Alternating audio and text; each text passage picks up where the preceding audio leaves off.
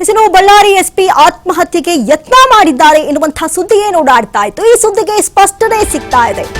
ಪವನ್ ನಜ್ಜೂರು ಆತ್ಮಹತ್ಯೆ ಯತ್ನ ಅನ್ನುವಂಥ ವರದಿ ಏನು ಓಡಾಡ್ತಾ ಇತ್ತು, ಇದು ಸುಳ್ಳು ಎನ್ನುವಂತಹ ವಿಚಾರ ಗೊತ್ತಾಗ್ತಾ ಇದೆ.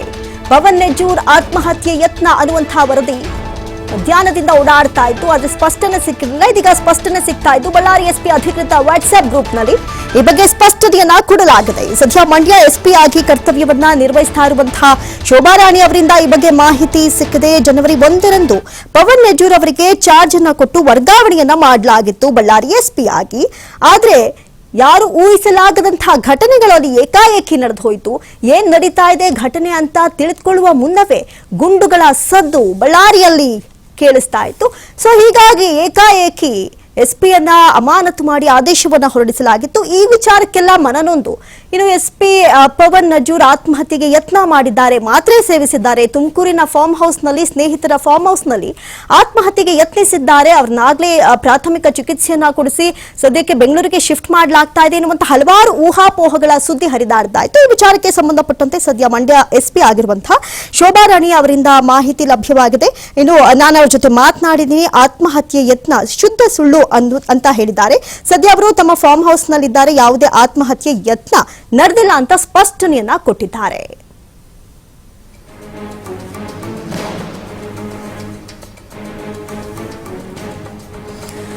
ಇನ್ನು ಅಧಿಕಾರ ವಹಿಸಿಕೊಂಡಂತಹ ಕೇವಲ 30 ಗಂಟೆಯಲ್ಲೇ ಪವನ್ ನಜ್ಜೂರ್ ಅವರನ್ನ ಅಮಾನತು ಮಾಡಿ ಆದೇಶವನ್ನ ಹೊರಡಿಸಲಾಗಿತ್ತು. ಯಾಕಂತ ಹೇಳಿದ್ರೆ ಅವತ್ತು ತಾನೇ ಜನವರಿ 1 ಆಗಿತ್ತು.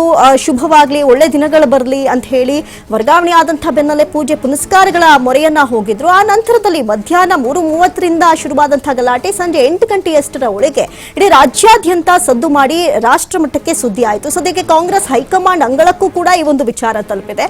ಅಲ್ಲಿಂದಲೂ ಕೂಡ ಕಾಂಗ್ರೆಸ್ ವಿಚಾರವಾಗಿ ಕ್ಲಾಸ್ ತೆಗೆದುಕೊಳ್ಳಲಾಗ್ತಾ ಇದೆ. ಈ ಎಲ್ಲಾ ಬೆಳವಣಿಗೆಗಳ ಮಧ್ಯೆ ಇವತ್ತು ಏಕಾಏಕಿ ಒಂದು ಸುದ್ದಿ ಹರಿದಾಡ್ತಾ ಇತ್ತು.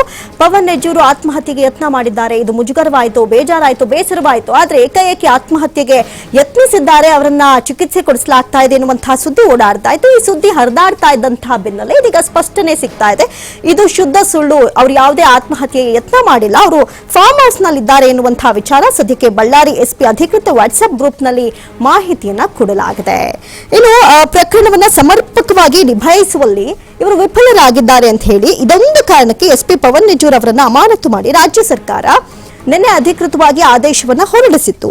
ಜಿಲ್ಲೆಯ ನೂತನ ಎಸ್ಪಿ ಆಗಿ ಅವರು ಜನವರಿ 1ರಂದು ಮಾತ್ರ ತನ್ನ ಅಧಿಕಾರವನ್ನ ವಹಿಸಿಕೊಂಡಿದ್ರು.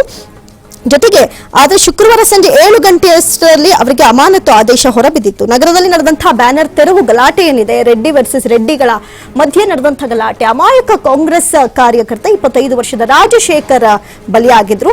ಈ ವಿಚಾರಕ್ಕೆ ಸಂಬಂಧಪಟ್ಟಂತೆ ಸದ್ಯಕ್ಕೆ ಅವರನ್ನ ಅಮಾನತು ಮಾಡಿ ಆದೇಶವನ್ನ ಹೊರಡಿಸಲಾಗಿತ್ತು. ಅದೇ ಬೆನ್ನಲ್ಲೇ ಅವರು ಆತ್ಮಹತ್ಯೆ ಯತ್ನ ಮಾಡಿದ್ದಾರೆ ಎನ್ನುವಂತಹ ಸುಳ್ಳು ಸುದ್ದಿ ಏನು ಹರಿದಾಡ್ತಾ ಇತ್ತು.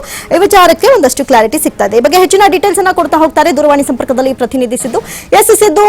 ಈಗಾಗಲೇ ಕಳೆದ 3 ದಿನಗಳಿಂದ ಬಳ್ಳಾರಿಯಲ್ಲಿ ಏನೇನೋ ಆಗೋಯ್ತು. ಸದ್ಯಕ್ಕೆ ಬಹಳಷ್ಟು ಸುದ್ದಿ ಏನಪ್ಪಾ ಅಂತ ಹೇಳಿದ್ರೆ ಪವನ್ ನಜ್ಜೂರು ಆತ್ಮಹತ್ಯೆ ಯತ್ನ ಮಾಡಿಬಿಟ್ಟಿದ್ದಾರೆ, ಮಾತ್ರೆ ತೆಗೆದುಕೊಂಡಿದ್ದಾರೆ ಅಂತ ಹೇಳಲಾಗ್ತಾ ಇತ್ತು. ಜೊತೆಗೆ ತುಮಕೂರಿನ ಫಾರ್ಮ್ ಹೌಸ್ ನಲ್ಲಿ ಇದ್ದಾರೆ ಎನ್ನುವಂತಹ ಮಾಹಿತಿ ಗೊತ್ತಾಗ್ತಾ ಇತ್ತು. ಸದ್ಯ ಪವನ್ ನಜ್ಜೂರ್ ಎಲ್ಲಿದ್ದಾರೆ, ಈ ವಿಚಾರಕ್ಕೆ ಸಂಬಂಧಪಟ್ಟಂತೆ ಏನಾದ್ರೂ ಸ್ಟೇಟ್ಮೆಂಟ್ ಸದ್ಯಕ್ಕೆ ಕೊಟ್ಟಿದ್ದಾರಾ, ಹೇಗೆ ಅಂತ?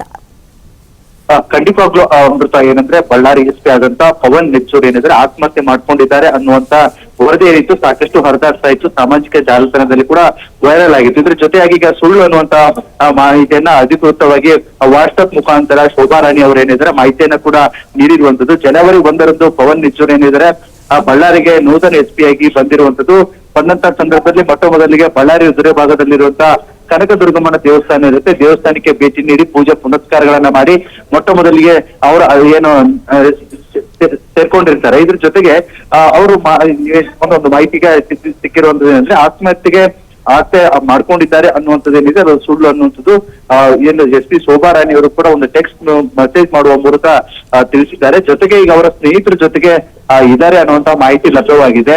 ಅದರಲ್ಲೂ ನಾವು ಆರಾಮಾಗಿದ್ದಾರೆ, ಏನಿಲ್ಲ, ಸ್ವಲ್ಪ ಈ ಘಟನೆ ಏನಿದೆ ಆ ಮನಸ್ಸಿಗೆ ನೋವು ತಂದಿದೆ, ಹೀಗಾಗಿ ಸ್ವಲ್ಪ ರೆಸ್ಟ್ ಅಲ್ಲಿ ಈಗ ಅಂತ ಹೇಳಿ ಮಾಹಿತಿ ಲಭ್ಯವಾಗಿದೆ. ಜೊತೆಗೆ ಯಾವುದೇ ರೀತಿಯಾಗಿ ಅವ್ರ ಆತ್ಮಹತ್ಯೆಗೆ ಯತ್ನ ಆಗಿರ್ಬೋದು ಈ ರೀತಿ ಯಾವ್ದು ಮಾಡ್ಕೊಂಡಿಲ್ಲ. ಬೇಸರ ಸಂಗತಿಯಿಂದ ಒಂದು ಯಾರು ಇಲ್ಲದೆ ಇರುವಂತಹ ಪ್ರದೇಶದಲ್ಲಿ ಮತ್ತು ಅವರ ಸ್ನೇಹಿತರ ಜೊತೆಗೆ ಕಳೀತಾ ಇದ್ದಾರೆ, ಸಮಯವನ್ನು ಕಳೀತಾ ಇದ್ದಾರೆ ಹೊರತಾಗಿ ಈ ರೀತಿಯಾದಂತಹ ಘಟನೆಗೆ ಅವ್ರು ಮಾಡ್ಕೊಂಡಿಲ್ಲ ಅನ್ನುವಂತ ಮಾಹಿತಿಯನ್ನ ಏನು ಹಿಂದೆ ಇದ್ದಂತ ಡಾಕ್ಟರ್ ಎಸ್ ಪಿ ಶೋಭಾ ರಾಣಿ ಏನಿದ್ದಾರೆ ಮಾಹಿತಿಯನ್ನು ಕೂಡ ತಿಳಿಸಿರುವಂತದ್ದು ಅಮೃತ. ಎಸ್ ಸಿದ್ದು, ನಾವಿಲ್ಲಿ ಒಂದು ಗಮನಿಸಬೇಕಾದಂತಹ ವಿಚಾರ ಏನಂತ ಹೇಳಿದ್ರೆ, ಯಾವಾಗ ಅಮಾನತು ಮಾಡಿ ಆದೇಶವನ್ನ ರಾಜ್ಯ ಸರ್ಕಾರ ಹೊರಡಿಸ್ತೋ ಅವತ್ತಿನಿಂದ, ಆದ್ರೆ ನಿನ್ನೆಯಿಂದಲೂ ಕೂಡ ಸಾಮಾಜಿಕ ಜಾಲತಾಣದಲ್ಲಿ ಒಂದಷ್ಟು ಕಾಮೆಂಟ್ಸ್ಗಳು ಅಥವಾ ಒಂದಷ್ಟು ಮಾತುಗಳು ಹರಿದಾಡ್ತಾ ಇದೆ. ಏನೂ ತಪ್ಪಿಲ್ಲ, ಯಾಕಂತ ಹೇಳಿದ್ರೆ ಆಗ್ತಾನೆ ಅವರು ಇನ್ನೂ ಅಪಾಯಿಂಟ್ ಆಗಿ ಒಂದಷ್ಟು ಜನನ ಪರಿಚಯ ಮಾಡ್ಕೊಳ್ಳುವಂತಹ ಕೆಲಸವನ್ನು ಅವ್ರು ಮಾಡ್ತಾ ಇದ್ರು. ಅಷ್ಟರಲ್ಲಾಗ್ಲೇ ಈ ಒಂದು ಅವಘಡ ನಡೆಯುತ್ತೆ ಅಂತ ಅವ್ರಿಗೂ ಕೂಡ ಬಹುಶಃ ಗೊತ್ತಿರಲಿಲ್ಲ. ಆದ್ರೆ ಒಂದ್ ಕಡೆ ರಾಜ್ಯ ಸರ್ಕಾರ ಘಟನಾ ಸ್ಥಳದಲ್ಲಿ SP ಹಾಜರಿರಲಿಲ್ಲ ಎನ್ನುವಂತಹ ಕಾರಣವನ್ನೇ ಮುಂದಿಟ್ಕೊಂಡು ಏಕಾಏಕಿ ಸಸ್ಪೆಂಡ್ ಮಾಡಿದೆ. ಸದ್ಯಕ್ಕೆ ಅವರ ಮುಂದಿನ ಭವಿಷ್ಯ ಏನು ಅಥವಾ ಅವರ ಮುಂದಿನ ಕತೆ ಏನು ಅಂತ? ಖಂಡಿತವಾಗ್ಲೂ ಅಮೃತ, ಇದು ಬಹಳ ಮುಖ್ಯವಾದಂತ ಪ್ರಶ್ನೆ ಕೂಡ ಹೌದು. ಯಾಕಂದ್ರೆ 24 ಗಂಟೆಗಳಲ್ಲಿ ದಿಢೀರಂತ ಈ ರೀತಿಯಾಗಿ ಅವ್ರ ಮೇಲೆ ಕ್ರಮ ಯಾಕೆ ಅಂದ್ರೆ, ಅವತ್ತೇ ಹೊಸ ವರ್ಷ, ಅವತ್ತೇ ಅವರ ಕೆಲಸಕ್ಕೆ ಪ್ರಾರಂಭ ಮಾಡ್ಕೊಂಡಿದ್ರು, ಆಗಷ್ಟೇ ಜಾಯಿನ್ ಆಗಿದ್ರು. ಯಾರು ಕೂಡ ಊಹೆ ಮಾಡಿಕೊಂಡಿರಲಿಲ್ಲ ಬಳ್ಳಾರಿಯಲ್ಲಿ ಇಂತ ಒಂದು ಗಲಾಟೆ ಆಗತ್ತೆ, ಈ ಗಲಾಟೆ ಈ ರೀತಿಯಾಗಿ ವಿಕೋಪಕ್ಕೆ ಹೋಗಿ ಒಂದು ಹತ್ಯೆ ಆಗುತ್ತೆ ಅಂತ ಹೇಳ್ಬಿಟ್ಟು ಯಾರು ಯೋಚನೆ ಸಹ ಮಾಡಿರ್ಲಿಲ್ಲ.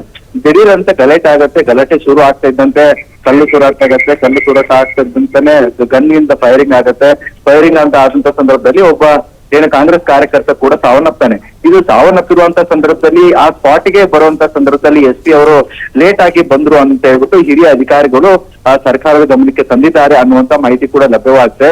ಇದನ್ನೆಲ್ಲವನ್ನ ಪರಿಗಣಿಸಿಕೊಂಡಿರುವಂತ ನಿಂದರಲ್ಲಿ ಸರ್ಕಾರ ಏನ್ ಮಾಡುತ್ತೆ, ದಿಢೀರಂತ ಹೇಳಿ SP ಅವರಿಗೆ ಸಸ್ಪೆಂಡ್ ಆಗ್ಬೇಕು ಅನ್ನುವಂತ ಒಂದು ಲೆಟರ್ ಅನ್ನು ಸಹ ಕಳಿಸಲಾಗುತ್ತೆ. ಸಸ್ಪೆಂಡ್ ಆದ ಕಡೆ ಒಂದು ಕಡೆ ಆದ್ರೆ, ಈಗ ಸಾಮಾಜಿಕ ಜಾಲತಾಣದಲ್ಲಿ SP ಅವರ ಪರವಾಗಿ ಒಂದಿಷ್ಟು ಕಮೆಂಟ್ಗಳು ಕೂಡ ಬರ್ತಾ ಇದೆ. ಯಾಕಂದ್ರೆ IAS, IPS, KS ಓದ್ಬೇಕಾದಂತ ಸುಮ್ನೆ ಹೆಸರಿಗಲ್ಲ, ಕಷ್ಟಪಟ್ಟು ಓದಿ ಮೇಲ್ ಬಂದ್ರು ಕೂಡ ಕೆಲವೊಂದಿಷ್ಟು ಪ್ರಾಮಾಣಿಕ ಅಧಿಕಾರಿಗಳಿಗೆ ಇದು ತಪ್ಪಿದ್ದಲ್ಲ, ಪ್ರಾಮಾಣಿಕವಾಗಿ ಎಷ್ಟೇ ಕೆಲಸ ಮಾಡಿದ್ರು ಅಷ್ಟೇ ಅವರಿಗೆ ಈ ತಪ್ಪು ಆಗುವಂತ ಸಹಜ. ಆದ್ರೆ ಸರ್ಕಾರ ಇನ್ನು 24 ಗಂಟೆಗಳ ಕಾಲ ಅದನ್ನ ನೋಡ್ಬೇಕಾಗಿತ್ತು. ತಪ್ಪು ಯಾರ್ದಿದೆ, ಯಾರಿಂದ ತಪ್ಪಾಯ್ತು, ಎಲ್ಲಿಂದ ತಪ್ಪಾಯ್ತು ಅನ್ನೋಂಥದ್ದನ್ನ ಸರ್ಕಾರ ನೋಡ್ಲಿಲ್ಲ. ಏನಂದ್ರೆ ಯಾವುದೇ ಒಂದು ಎತ್ತಿಗೆ ಜ್ವರ ಬಂದ್ರೆ ಎಲ್ಲಿಗೆ ಪರೆ ಇದೆ ಅಂತ ಏನ್ ಗಾದೆ ಇದ್ರೆ ಅದೇ ಗಾದೆ ರೀತಿಯಲ್ಲಿ ಸರ್ಕಾರ ಮಾಡ್ತು ಅನ್ನುವಂಥದ್ದು ಕೂಡ ಮಾಡಲಾಗಿದೆ. ಜೊತೆಗೆ RCB ಏನು ಗೆದ್ದಂತ ಸಂದರ್ಭದಲ್ಲಿ ಕೂಡ ಒಂದಿಷ್ಟು ಪ್ರಕರಣಗಳಾಗಿತ್ತು. ಆ ಪ್ರಕರಣದಲ್ಲಿ ಕೂಡ ಯಾರು ತಪ್ಪು ಮಾಡಿದ್ರು ಅವರ ಪರವಾಗಿ ಶಿಕ್ಷೆ ಆಗ್ಬೇಕಾಗಿತ್ತು. ಯಾಕಂದ್ರೆ ಸರ್ಕಾರ ಇದರಲ್ಲಿ ಎಡವಿತ್ತು. ಸರ್ಕಾರ ಅದನ್ನ ಏನ್ ಮಾಡ್ತು, ಅವಾಗ್ಲೂ ಸಹ ಬೇರೆ ಅಧಿಕಾರಿಗಳ ಮೇಲೆ ಹಾಕಿತ್ತು. ಅದೇ ರೀತಿಯಾಗಿ ಈಗಲೂ ಕೂಡ ಇದೇ ರೀತಿಯಾದಂತ ಘಟನೆ ಇದು. ಈ ಘಟನೆಯನ್ನ ಮುಚ್ಚಿ ಹಾಕುವ ನಿಟ್ಟಿನಲ್ಲಿ ಸರ್ಕಾರ ಏನಿದೆ, ಒಬ್ಬ SP ಅವರನ್ನ ಅಮಾನತ್ ಮಾಡುವ ಮೂಲಕ, ಅವರನ್ನ ಸಸ್ಪೆಂಡ್ ಮಾಡುವ ಮೂಲಕ ಈ ರೀತಿ ಕ್ರಮ ತೆಗೆದುಕೊಂಡಿದ್ದು ಸರಿ ಇಲ್ಲ ಅಂತ ಹೇಳ್ಬಿಟ್ಟು ಸಾಮಾಜಿಕ ಜಾಲತಾಣದಲ್ಲಿ ಕೂಡ ಸಾಕಷ್ಟು ವೈರಲ್ ಆಗ್ತಾ ಇದೆ ಅಂತಾನೆ ಹೇಳ್ಬೋದು.